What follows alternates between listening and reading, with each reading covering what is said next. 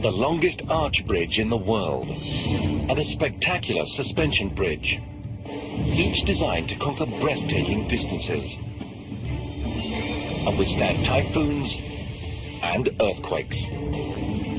They're part of the greatest bridge building boom ever in the planet's fastest growing nation, China. What does it take to build the world's impossible bridges?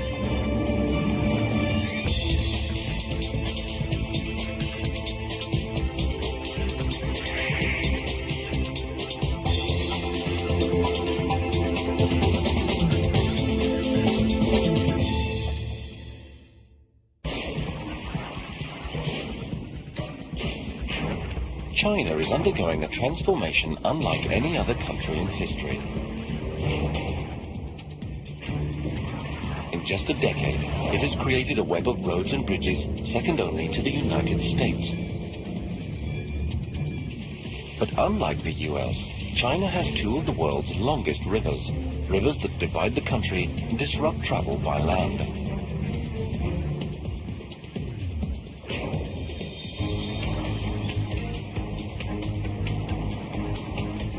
The creation of bridges is vital to this exploding economy.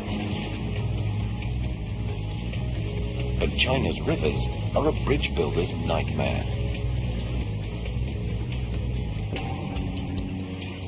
The waterways are churning with shipping traffic, which cannot be delayed. The rivers here are swift, deep, and wide. Their muddy soil can swallow bridge foundations. And it gets worse.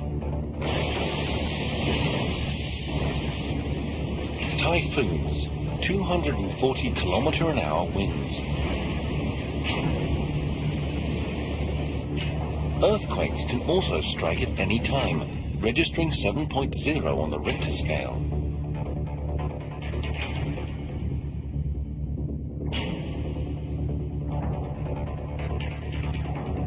These challenges baffled China's engineers for centuries. But today, they are meeting them head-on, erecting some of the world's most spectacular spans. One of the most daring is Shanghai's Lupu Bridge, the longest arch bridge in the world.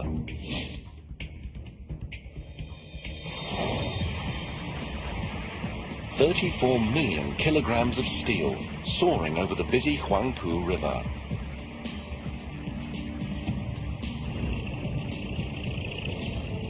The Lupu's arch rises more than 90 meters. 120 cables hang down from the arch to hold the roadway. The arch spans the entire river, 550 meters, with no support from below. It stands today as a masterpiece of bridge construction. But initially, erecting a bridge of this kind and this size was a daunting challenge. It wasn't designed until the city was desperate for a bridge. In 1999, Shanghai's population was approaching 13 million, and China's largest city was bursting at the seams. Fleets of cars clogged the streets. City planners needed to ease the congestion, but the Huangpu River was in the way. It completely divided the city in half. A new bridge would help Shanghai grow, but building one would be a major challenge. The river was nearly half a kilometer wide. A new bridge would need to be designed so as not to sink into the Huangpu's muddy soil, or block the river, one of China's busiest. The ship traffic would have to keep flowing. There was one cost-effective solution, a cable-stayed bridge. In this design, the roadway is suspended by cables that are attached directly to enormous towers. A cable-stayed bridge could easily stretch across the Huangpu River, but Shanghai already had 3 cable-stayed bridges. City officials wanted something special. More than just a bridge, they wanted a monument. They made a radical decision. Shanghai would build an arch bridge, one bigger than any ever attempted. It will be easier to build a cable-stayed bridge, but Chinese always like arch bridges. Chinese has been building arch bridges for 1,500 years. In the Lupu's design, the roadway would hang on cables attached to the arch. Without the arch, the roadway would sag and collapse under its own weight. But an arch doesn't sag. The downward forces try to make the arch spread out, so as long as the bases of the arch can be kept in place, the arch will remain standing. For a quarter of a century, the New River Gorge Bridge in West Virginia had held the record as the largest arch bridge in the world. This record had never been challenged before because building this big was difficult and dangerous. And building even bigger would magnify every problem. But the Chinese were not deterred. In October 2000, construction on the Lupu Bridge began. Workers drove in the piles that would support the ends of the bridge. Steel workers fashioned the first of the arch's 64 segments. The design was extremely complex. It called for twin arches that angled inwards. Workers had to make each segment to different specifications, depending on its place in the bridge. When each segment arrived on site, giant hoists slowly raised them into position. This was a tricky operation. Some segments weighed as much as 150,000 kilograms. Every time workers added a new segment, the hoist would slide forward right over it, ready to lift the next segment. As the arch grew, engineers faced the challenge of keeping it upright. Without support, the two sides would fall into the river. But scaffolding would block the shipping channel. The builder's solution was to hold the arch from above. First, workers erected temporary towers, more than 120 meters high, at each end of the bridge. They attached steel cables from the towers to the arch.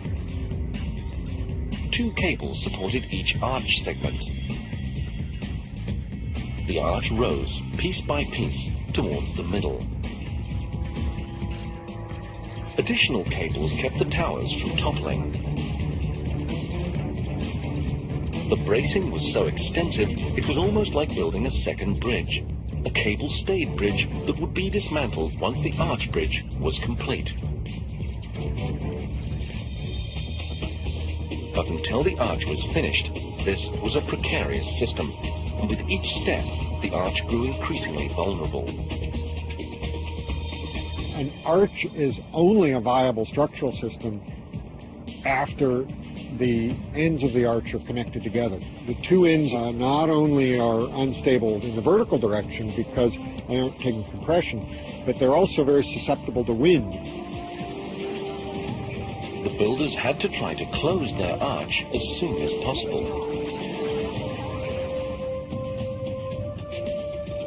But it was slow going. The design called for the bridge segments to be welded together from the inside. The space was cramped and the ventilation was poor.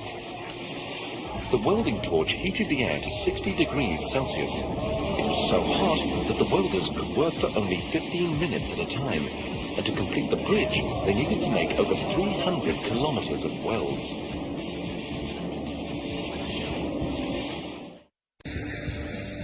Outside, surveyors made sure that the arch stayed on track. Gravity, air temperature, and wind were always at work, changing its size and position.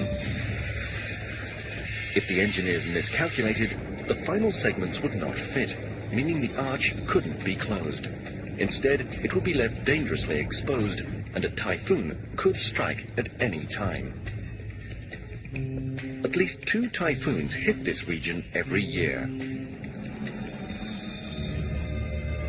The winds of a major typhoon could easily wrench open weak joints, shake apart a support tower, or snap cables. The weight of the arch would do the rest. The entire bridge could plunge into the river. Before building began, the Lupu's designers tested a model of their bridge against the forces of a 7.0 earthquake and 270 km/h typhoon winds.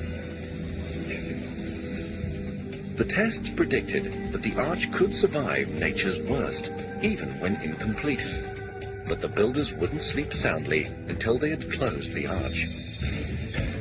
The budget, the schedule, and the safety of the entire project were riding on the outcome. And the bigger the arch, the more that can go wrong. Anytime you build a bridge out of segments that are put up one after the other, there's a chance that when you get to the middle, the last piece isn't the perfect fit. After going well for months, construction now appeared to slow. One Shanghai paper reported a delay due to technical difficulties. They have little trouble at the end when they trying to fit the last piece there. So it was stopped for a while.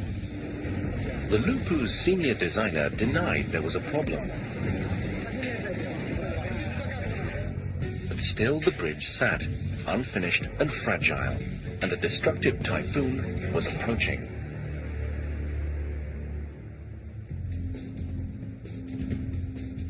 By July 2002, almost 2 years into construction, China's Lupu Bridge loomed over Shanghai's skyline, but it was still incomplete. The bridge was now at its most vulnerable and at the worst possible moment.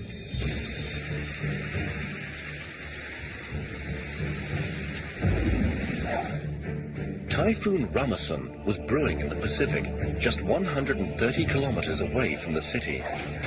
For 24 hours, the storm pelted China's coast. The high winds knocked down trees, demolished homes, and pummeled the unfinished Lupu Bridge.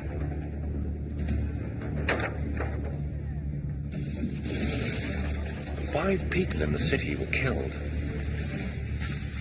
Then the typhoon turned north and disappeared.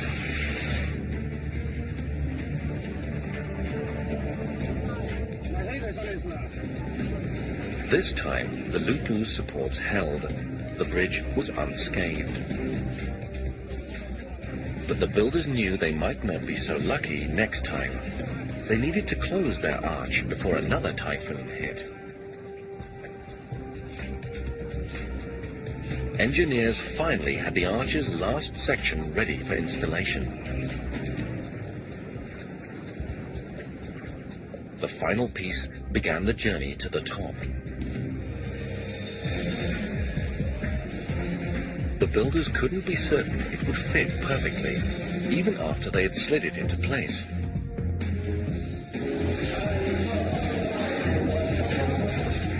Workers quickly welded one side of the section, but on the other side, the gap was too wide.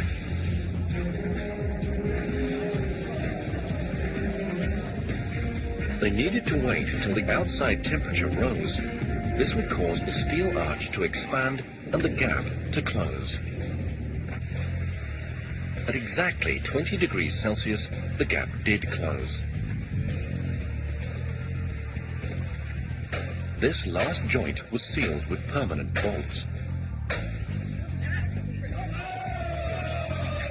Finally, it was time to celebrate. But the giant arch was not yet out of danger. Engineers still needed to prevent it from pushing outward into the riverbank's soft soil and collapsing. Arch bridges like the New River Gorge are braced at each end by solid rock. The load of the heavy arch pushes outward against the rock, but the stone does not budge. and that force keeps the bridge erect.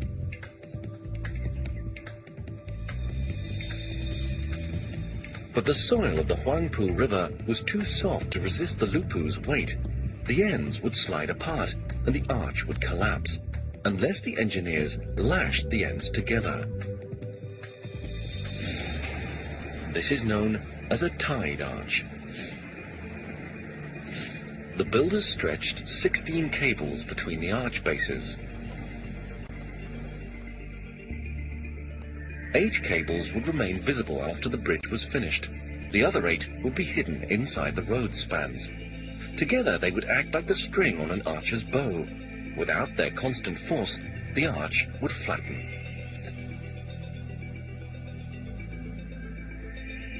So when you have a loading on the arch, it creates a very high horizontal force, pushing the end of the bridge away.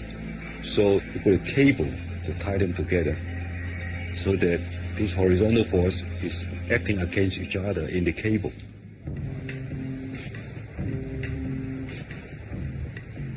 Maintenance crews will need to keep a close eye on the cables for as long as the bridge is standing.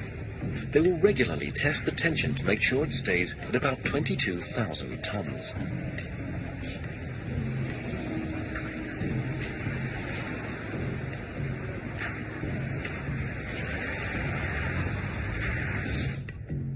The Lupu Arch was now ready to carry the load up the roadway.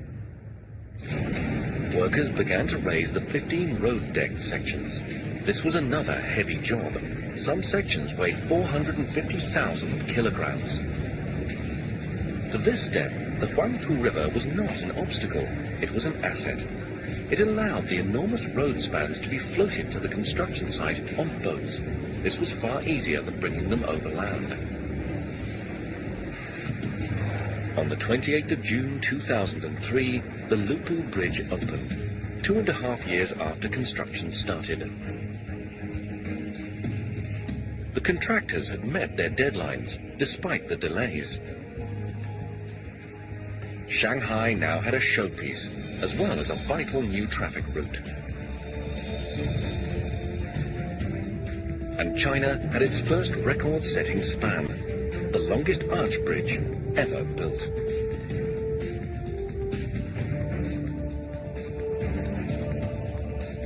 But this victory was quickly overshadowed by China's insatiable need for bridges.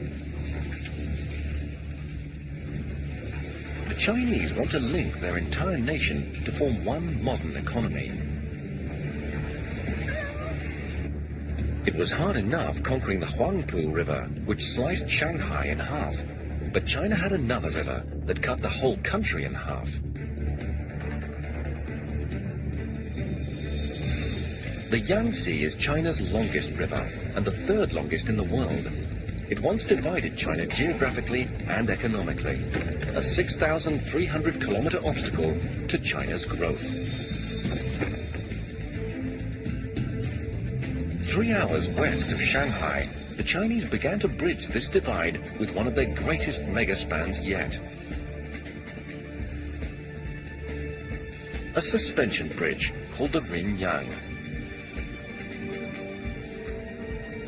The Rinyang needed to leap 3 times further than Shanghai's Lupu Bridge, more than a kilometer in a single bound.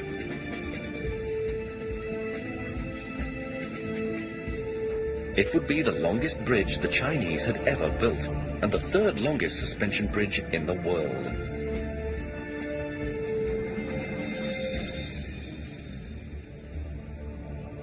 Its enormous twin towers would climb over 200 meters into the air.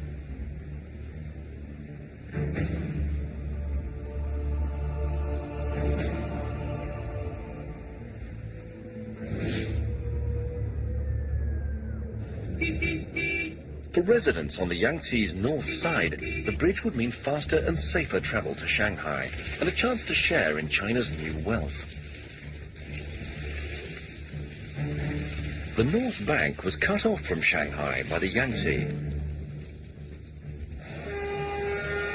But now the Rinyang would replace a ferry ride that could take 2 hours with a 10-minute drive.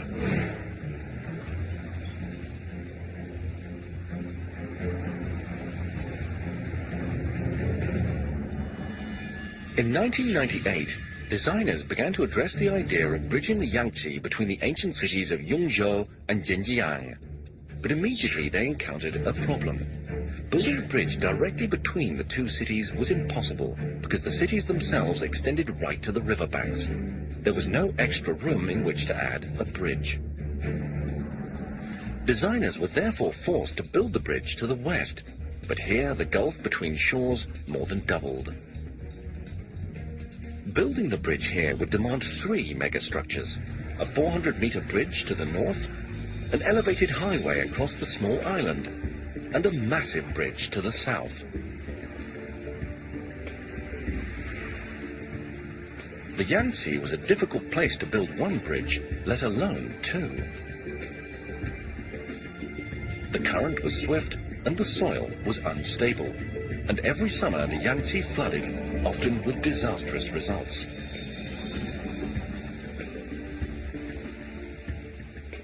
A deluge just months before construction started inundated an area larger than England. If there was a severe flood during construction of the Rinyang, it could cripple the project. Builders tackled the North Bridge first, where the shorter distance made their job easier. They erected a cable-stayed bridge, the cheapest and simplest design. The roadway was supported by cables attached directly to 2 towers. This 400-meter structure had no trouble spanning the river's north channel. Cable-stayed bridges had been built that are twice the length needed here. It was a huge construction project, but not record-breaking. The state-of-the-art design looked stunning, both day and night.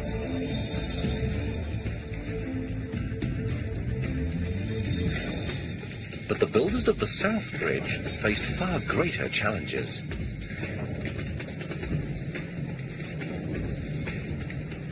The distance they had to build across was almost 4 times as far, too far for a cable-stayed bridge to reach without putting several towers in the river. And engineers couldn't put any bridge towers in the Yangtze. The South Channel was the main shipping route around the island. There was a constant crush of boats.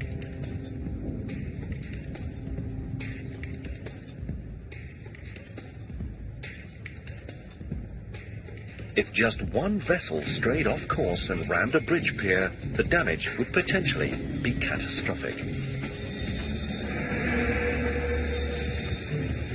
Engineers learned this the hard way when a ship collision destroyed a bridge and lives in the United States. The Chinese engineers faced a long list of challenges in their attempt to bridge the Yangtze River. The water was over 1 kilometer wide, and typhoons and earthquakes could strike at any time. But by far the biggest threat to the bridge was a wayward ship.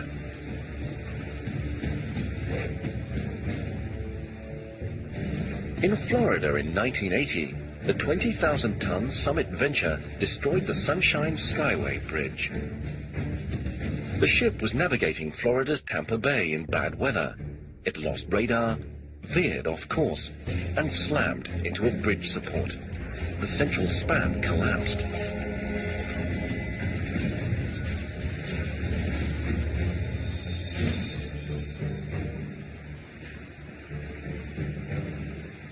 The crash killed 35 people, including 26 traveling on a bus that careened off the bridge. The Rinyang's builders did not intend to risk such a tragedy. They would base as much of their bridge on land as they could, and only one design could leap the huge distance and keep the towers near shore: a suspension bridge. The design for the Rinyang, like every modern suspension bridge, relied on 2 main cables that stretched from one shore to the other. At each end, the meter-thick cables were rigidly anchored. But everywhere else, the main cables could and would move.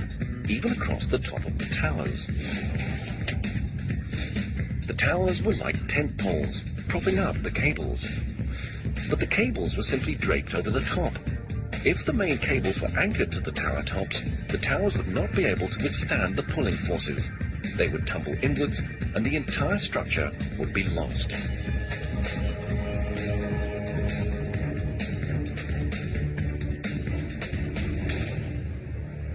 Hanging down from the main cables were 360 suspender cables. These would hold the road spans.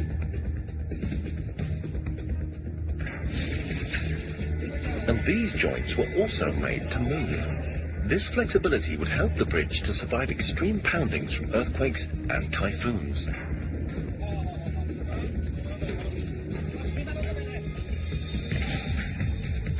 If the Binyang could be built as designed, it would be the third longest suspension bridge in the world.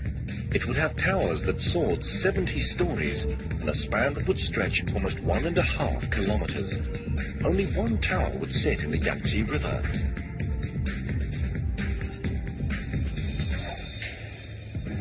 Just two other bridges in the world had longer spans: Denmark's Great Belt and Japan's Akashi Kikyo.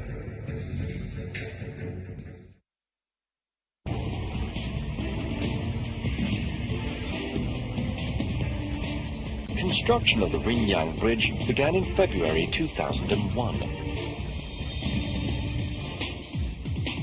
The project was so important to China that President Jiang Zemin himself attended the groundbreaking. The builders had 5 years to complete the project. The first step was the bridge towers. Because the towers needed to withstand tremendous downward forces from the cables, engineers wanted to plant them on bedrock.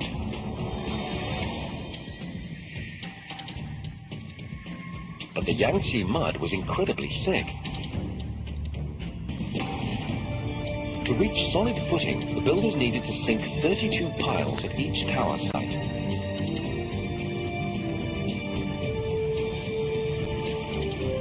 These piles would act like giant stilts, standing on the bedrock below and supporting the 200-meter towers above.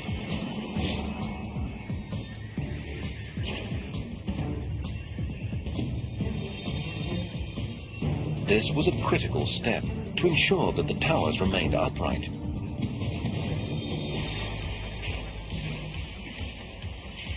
If they started to tilt, there could be no stopping them. Before builders could finish the bridge, they needed to solve another critical problem. It was imperative that the anchor blocks that held the main cables were not able to move. But the ground here was so muddy and weak that the cables could have pulled the anchor blocks out of place. Overcoming this weak link would be the most difficult and dangerous job of the entire project. China's Binyang Bridge would be the third longest suspension bridge in the world. Loads on its main cables would be enormous. The cables would tug at their anchor blocks with the force of 68 million kilograms. Designers needed to prevent the anchor blocks from moving, or the bridge could collapse. To do this, builders would have to extend the anchor blocks at least 30 meters underground. They would be the largest anchor blocks the Chinese had ever built.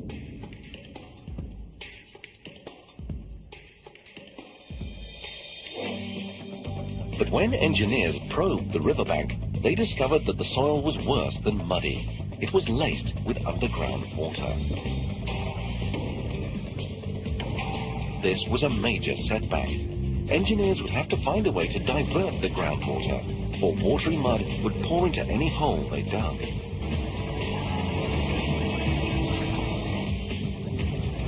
And it could enter so fast that it would trap the men working inside.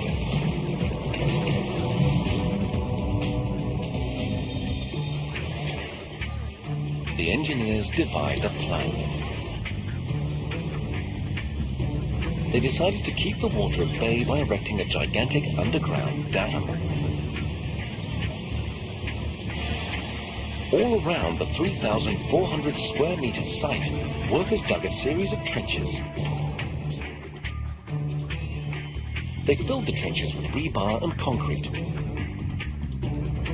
The walls kept the water out, making it safer to dig within. But there was still a problem. North Shore workers were using China's only deep trench digger. So on the South Shore, the contractors were forced to take a riskier approach. They decided to control the deep underground water by freezing the ground. To do this, they needed to construct a huge refrigeration plant. The plant chilled salt water to minus 20 degrees Celsius. Salt water has a much lower freezing point than fresh.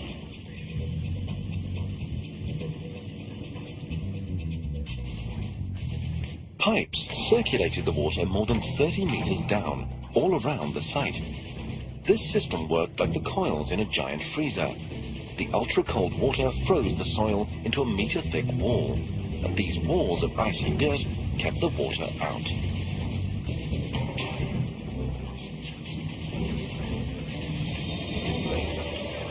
With groundwater no longer circulating inside the two sites, the soil became safer to dig. The excavation went on 24 hours a day, as the crews tried to finish before the summer floods threatened to fill their excavation site with water.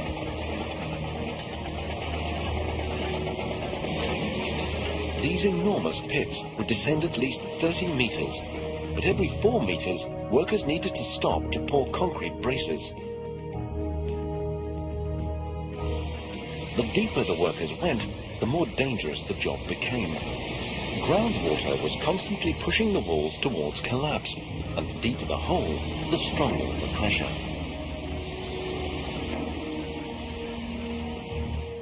The deeper you dig, the more freezing you have to do. And but when it gets very deep, then actually water can come from the bottom, and it can come very, very quick. 6 months after digging began, the two anchorages plunged at least 9 stories. They looked like parking decks and were each large enough to park 7,000 cars. Hundreds of men now worked at the two vulnerable sites, and the danger was about to escalate. Monsoon season and its flooding were just weeks away.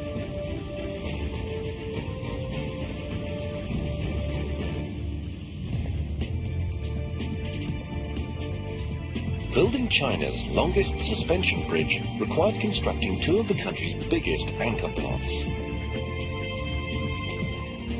The blocks needed to hold the massive main cables securely, or the entire bridge would collapse.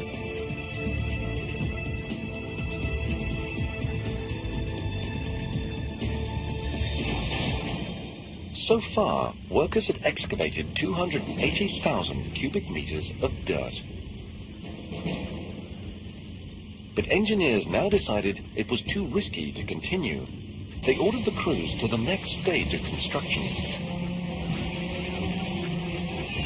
Workers filled both anchorages with ballast, 310,000 cubic meters of concrete and sand.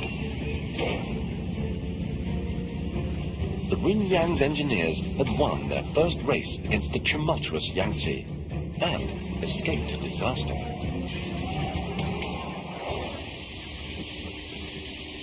"11 months later, the region saw the worst rains in 5 years. But by the time the flood did hit, workers had moved on to building the above-ground part of the anchor blocks, where the cables would attach.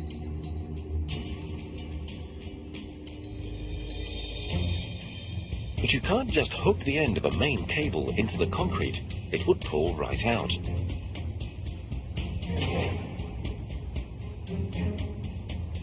So as each cable entered the anchor block, it fanned into 184 bundles.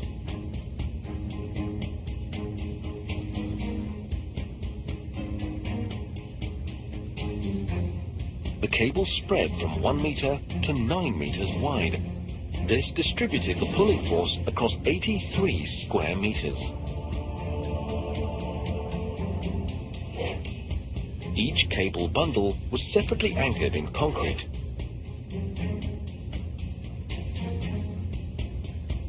It was a forest of steel strands, and it was all extremely vulnerable to rust. To protect it, the anchor block was sealed airtight.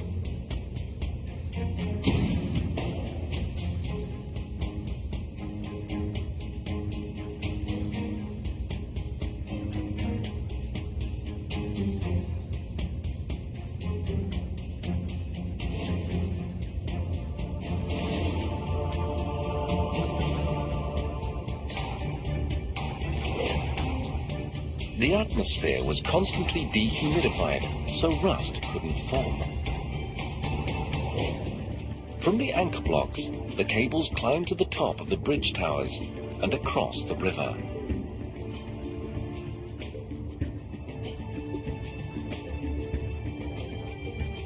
Each cable weighs over 20 million kilograms, too heavy to put in place straight away.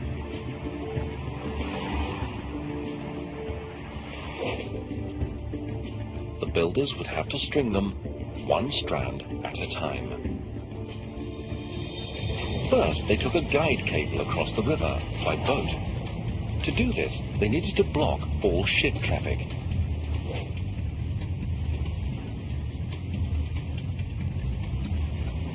They would later use this steel rope to pull more lines across. It took 12 hours to get the rope up and over the towers, but once the task was done, they could open the river. Workers slowly built on the guide rope. They created a catwalk high above the water. They used this platform to string the cables, one bundle at a time. Each wire in these bundles was made of ultra-strong steel, so strong that just one could lift 3 cars. The contractor had pre-cut every wire to a specific length. The builders would have to replace any that fell short, at a cost of millions. Every cable in that bundle has a different length.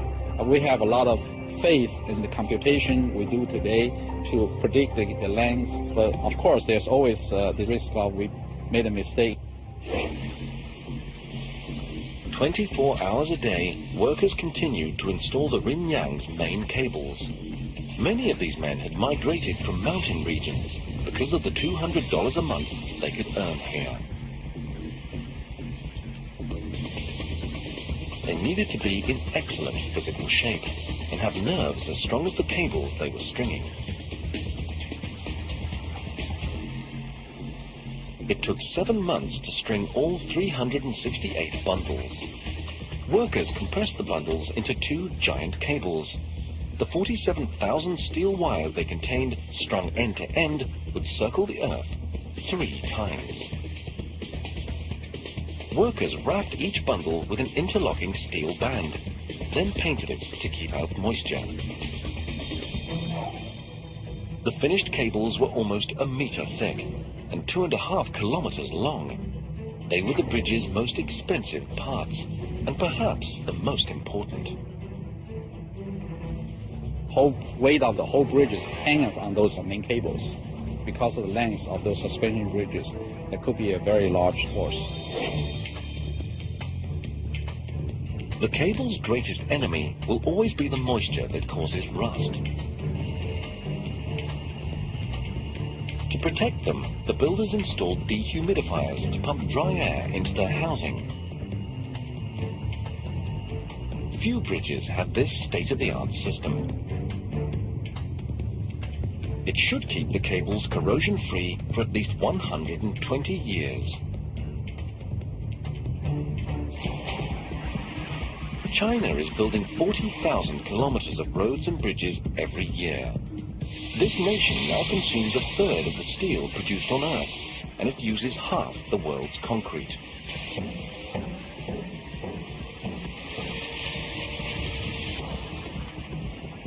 This building boom may be the biggest in history. Almost 3 years after construction began on the Rinyang, workers were ready to attack the final stage, raising the road deck. The design of these steel boxes was critical. It could determine if the Rinyang would survive for decades or quickly fall apart.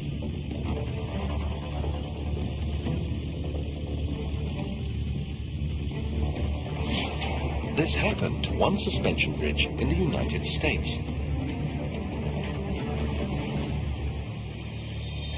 In July 1940, the Tacoma Narrows Bridge in Washington State opened to traffic. At the time, it was the world's third longest suspension bridge. Right from the beginning, it had a problem.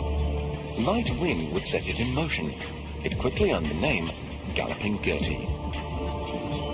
4 months later, a gale of just 67 kilometers an hour made the bridge twist and undulate. The motion fed on itself, amplifying to a catastrophic condition called flutter. After a few hours, the bridge could take no more. The Tacoma Narrows Bridge was doomed because its road span was too flexible. It could still be standing today if designers had stiffened the span with a truss, like the one below the world's longest suspension bridge, the Akashi Kikyo in Japan.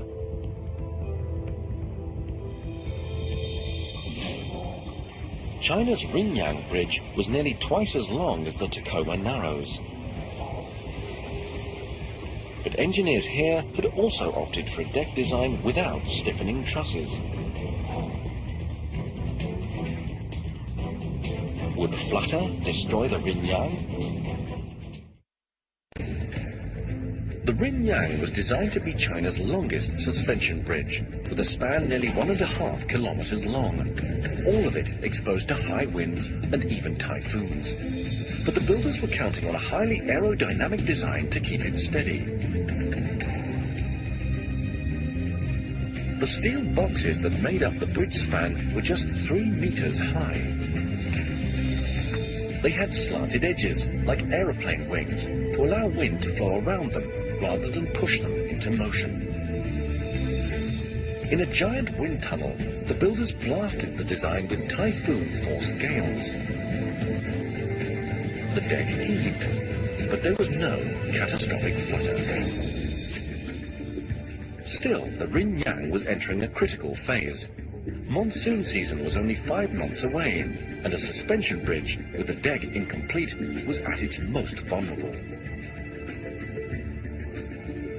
You've got a bunch of girder segments that are almost dangling from the cable, and if the wind starts to blow too hard, then they'll start banging around and potentially damaging each other. The Rinyang's builders now faced yet another race to the finish. They had special gantries made to speed up the work. The gantries rode the bridge cables and hoisted each road section into place.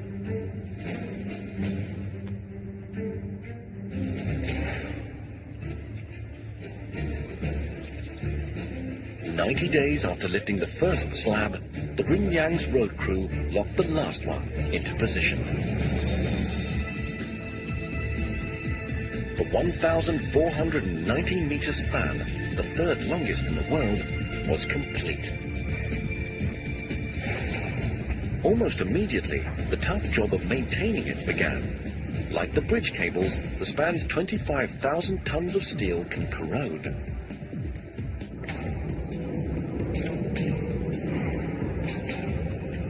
But the designers made it easy to inspect. A tiny electric car inside lets workers travel the entire length in about 18 minutes.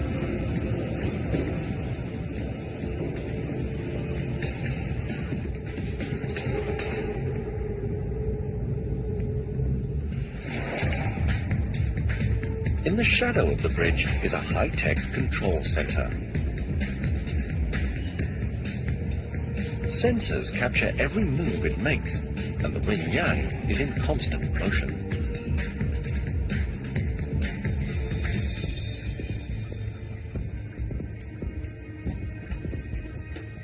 This flexibility is unique to suspension bridges.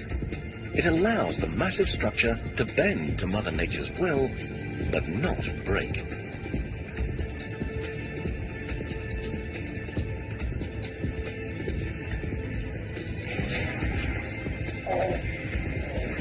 On the 30th of April 2005, China's longest suspension bridge opened to traffic, several months ahead of schedule. It had taken 4.5 years to build, at a cost of $700 million US. The region now had an economic lifeline between North and South, and China entered the record books once again. But it's not stopping with the world's third longest suspension bridge, or even the world's longest arch bridge.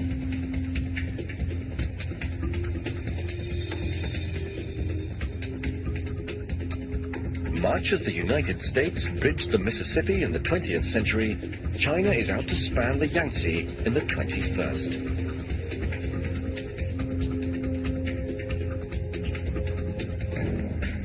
Over the next 2 decades, the Chinese intend to build another 50 bridges over this river alone.